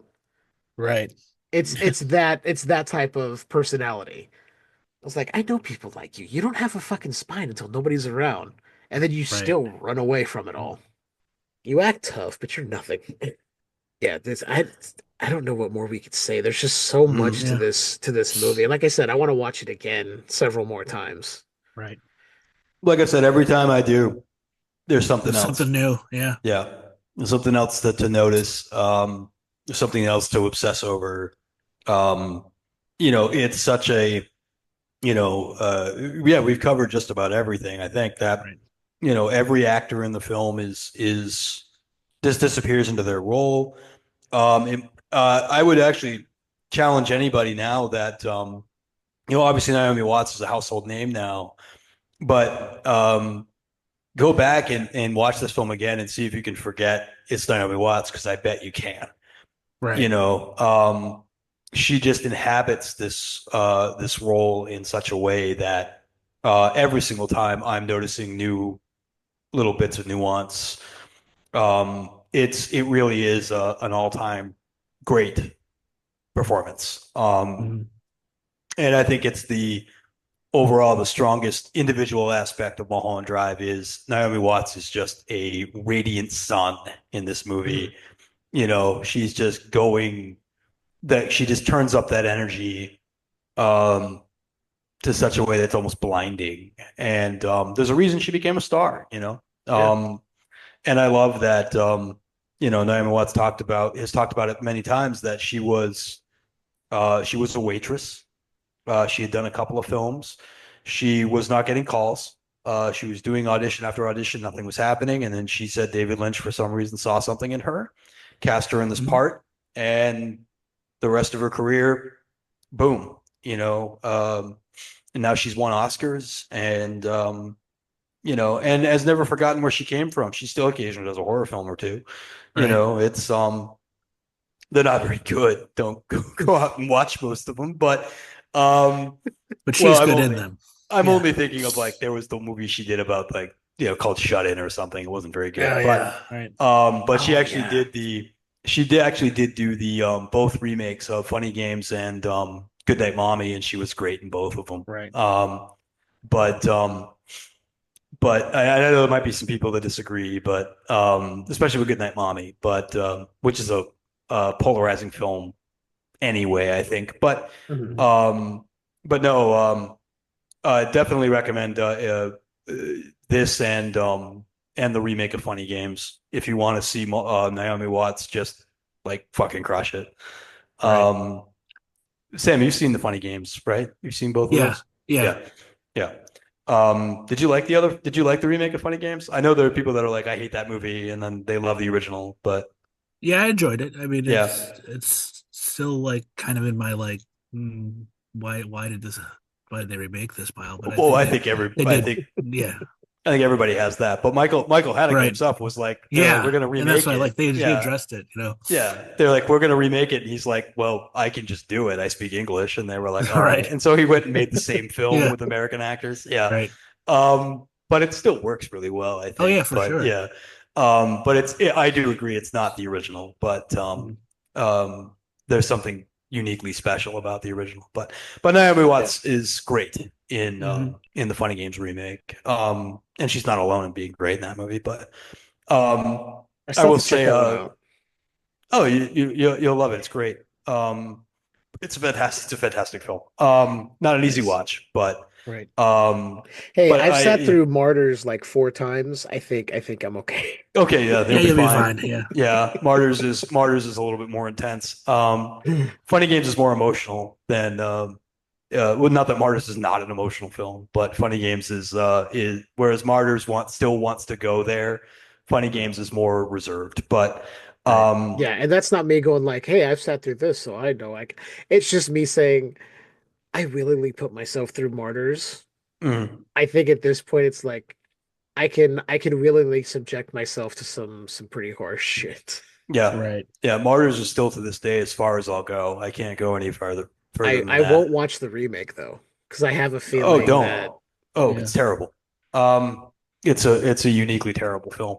The remake anyway. But yeah, I was gonna say, Naomi Watts, of course, would go on to work with Lynch many more times. I also recommend checking out, if you want to see some really weird David Lynch stuff, check out Rabbits. Right. That one's really weird, but she's actually in that, but you won't see her because she's in a rabbit suit. But some of that, of course, was incorporated into the Inland Empire as well. And of course, Naomi Watts would come back for Twin Peaks: The Return as well, and be amazing in that too. Janie is a wonderful character. What a hell of a character, yeah. Yeah. Nice. Well, that's what I mean. Twin Peaks: The Return really was the encapsulation of his career because he kind of brought back all of his favorites for it. You know, Kyle MacLachlan, Laura Dern, Naomi Watts. But yeah, she would work with him a few more times, and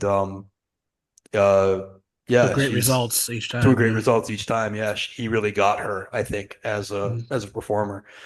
But yeah, I think I've enthused in every way I possibly can for the evening as far as Mulholland Drive. Yeah, but no, it really is my it's my other favorite movie. There's this and Blue Velvet, and so yeah. Yeah, I do want to speak real quick to Watt's performance in this. I feel like there was so many different versions of Betty that she portrayed. Because like at first it's like naive Midwestern girl coming to LA to become an actress. And then when there's the mystery part with Rita, it's like, okay, now she's like this Nancy Drew crusader trying to uncover this mystery. Right. And then wait till you watch. You're gonna watch Blue Velvet. Yeah, you're gonna see Blue Velvet has the same has a lot of the same elements. So I think you'll enjoy that. Yeah. Nice. I think with what I've seen so far, I'm a Lynch fan and I want to see the other stuff he's done. I don't know why I've avoided Dune. I think it's just because I'm not a huge sci-fi person. But the more I get to appreciate Lynch, the more I'm like, I think I can make an exception. So like I'm not a Star Trek guy. I'm a casual Star Wars person. I've enjoyed everything. I found stuff to enjoy about everything in Star Wars. And some people will hate that. I'm like, but I go, it doesn't ruin my life if something isn't as good as the last thing. Right. I just find what's good about it and I enjoy it and then I move on. There's real world shit to worry about. But it's just sci-fi was never a huge genre for me growing up, so I think that's why I might have avoided it because I saw clips and was like, I don't know. But now knowing more about Lynch, I do want to go back and check it out. It's kind of a mess of a film. Yeah, but, I that's enjoy what it. I've heard, but it's not his best work. But I mean, like it's well, as I've described it to Sam on our show, it's I'm like it's not good, but it's boy is it interesting. I mean, it is a fun movie to watch. Fail, yeah. But yeah, I think if you like Betty Elms, you're gonna love Jeffrey Beaumont, and so I hope you end up enjoying Blue Velvet because there's a lot of similarities there in terms of those characters. Yeah, I'm excited to finally see it because, like I said, I've only heard the lore and I've stayed away from looking up any synopsis or trivia or any internet rantings about it. Because I'm like, it's not a movie I want spoiled. Like there are some movies I'll hear stuff about and then I'll watch it years later and forget about Right. what I heard. These films, these Lynch films, like I know nothing about Wild at Heart except it's Laura Dern and Nick Cage. That is all I know. And I want to keep it that way. Right. Same with Lost Highway, Bill Pullman. That's all I know. So there's things that these films I'm trying to not be spoiled in any way or learn anything about them going in because I want to go in blind and have that experience of watching it. Like this, if I knew anything about Mulholland Drive, it possibly could have ruined this watch for me. I don't know. And I'm glad I stayed away from anything. The only thing I saw was weird visuals when I was pulling images down for when I share the podcast around when it comes out. And I'm just like, huh, what is this dude sitting in this room? Wait, isn't that the guy that was in Twin Peaks, the little weird dude that was in the red room or whatever? Right. Yeah, it totally was. And I'm like, yep, he really doesn't matter. It's so great because you think it's going to be this big thing. No. Right. Well, or it's the biggest thing. We just don't follow it. But yeah, Right. Yeah. Mr. Rourke seems to have a considerable amount of power, and I think he's very intriguing. But yes, we don't get any information on him. Right. Yeah, this has been a lot of fun, guys. I appreciate this. Just talking about this and getting your guys' perspective, especially being someone who just saw it for the first time. So I really appreciate you guys doing this and getting your insights and being able to see that I saw things that you guys also saw and kind of appreciate the same things you guys appreciate about it. And we might have different perspective on certain things, but it's all just come down to we all appreciate this film so much. Right. And Lynch is a director and let's just say Lynch is an artist in general. Mm-hmm. Absolutely, it's been fun. Yeah, I'm always happy to gush about David Lynch and his work. So Right. yeah, and that's we'll come back on 4 more times for each of the 4 more times you watch it. Yeah, for sure. I'm down to have you guys back on for more. Yeah. Well, pretty much any time. We're usually always pretty open to doing other podcasts. We both. I can't speak for both of us. I love podcasting. I do 3 of them now. So I mean, like, I'm always usually up for guesting. So I really do enjoy talking movies and TV and stuff. It's my favorite thing in the world. And all of that is owed back to Mulholland Drive. So I am anytime. No, this has been fun. I'm glad we did this. I'm also someone who likes to whore myself out on podcasts. Right. I just you click with certain people and it's just fun to go talk with them about anything. Like I've done podcasts with friends talking about the crossover between wrestling and horror. I've been on your podcast, I've done stuff with our mutual friend Paul. It's just nice to be able to go talk with people. And then I've had people on that I listened to for years that kind of were my inspiration to do this thing. And it's just like so cool to have that. So yeah, I'm always down to appear on anyone's podcast. As long as it's not talking politics, because I ain't doing that. Screw that. The one thing I've never gotten to do on a podcast is talk about wrestling, and I kind of so if anybody's listening to this and has a wrestling podcast and wants to have me on, I'd love to talk WWE with you guys. But that's the only thing I've never done. I've told you could talk WWE with me anytime you want. Yeah, but you don't know what the hell. I won't know what you're talking about. Yeah, I'll stare at you like a cat.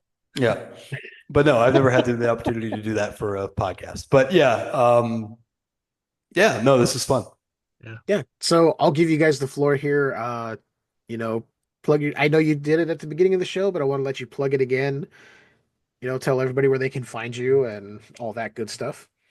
Sure. Yeah, we are. I think we're pretty much only on Facebook, and I think we're still on Twitter. There's no engagement, but I still post there because I'm in retweet groups that retweet the posts, so I keep doing it. But we are on Facebook as at the Devil's Ball. We are on Twitter as at Devils_AT. I have yet to create us a Blue Sky, but I eventually will. And then if I may, I also do a Buffy podcast, Buffy the Vampire Slayer, called Insane Troll Logic with Maggie Stankiewicz. and we're still doing season 2 of Buffy now, and then I am temporarily guest hosting on a show called Sinful Sarah's Horror Menagerie, and where we talk about horror films from a psychological perspective, psychoanalytic.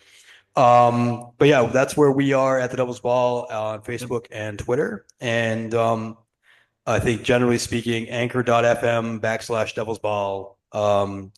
But you can find us on Spotify and wherever else you find podcasts. Yeah. Very nice. Very nice. And I will include links for everybody to check all that stuff out in the show notes. Thank you. Not just at the Devil's Ball, but also Right. Insane Troll Logic and the other show. I can't remember the other show. You said Sarah's, and I'm Sinful drawing a Sarah's Horror Menagerie. I think she's just There it on is. Twitter. But yeah. Right.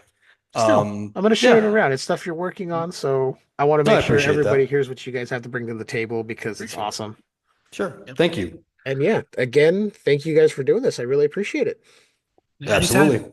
Anytime. Once again, I want to thank the guys from At the Devil's Ball, Nathaniel and Sammael, for joining me to talk Mulholland Drive for First Watch February, which is in honor of David Lynch. I always have a lot of fun talking with those guys, so make sure you head over and check out At the Devil's Ball. It's available on all podcast platforms, but there will be links in the show notes, as well as the other 2 shows Nathaniel has been on, Insane Troll Logic, and the other one, once again, I'm drawing a blank on, but I'm a terrible host. I know. The links will be in the show notes. Make sure you show them some love. They're good guys. They have a great show, so go check that out. As for Skewered Universe, you know exactly where you can find us, all major podcast platforms. We got a website, skeweredhead.com. You head over there, you can find links to all of our socials, Facebook, Threads, Instagram, Blue Sky, all that stuff there. Not Twitter, fuck that place. And make sure you check us out on TikTok. We've been putting up some clips from movies with some of our audio from certain episodes, and I've had a lot of fun putting those together for you guys, so check that out. Show us some love over there. And as always, you can find me Saturdays on Tales from the Podcast with my buddy JB. We're currently going through Are You Afraid of the Dark Season 4. Been a lot of fun. There have been way more ups than downs with all these episodes. And as a first-time viewer of those, it's been great to finally check them out. We also have a video game, Tales from the Podcast, the fucking video game. Available for $10 via Cash App or PayPal donation. Just email us and we'll hook you up. If you want to get the cheap bot access, just kick down another $5. Retro style RPG. You can't go wrong with one of those. And you don't have to have any online access to play it, just long enough to download the game. You can head over to talesfromthepodcast.com for more details on that. And yeah, once again, want to thank the gentleman from At the Devil's Ball for joining me. And as you know, we got another episode coming. First Watch February in honor of David Lynch. And we're going to be talking about Blue Velvet. Talked about it at the top of the episode, so might as well plug it here again. So keep an eye out for when that episode drops. And as always, keep enjoying that universe that's just a bit skewered.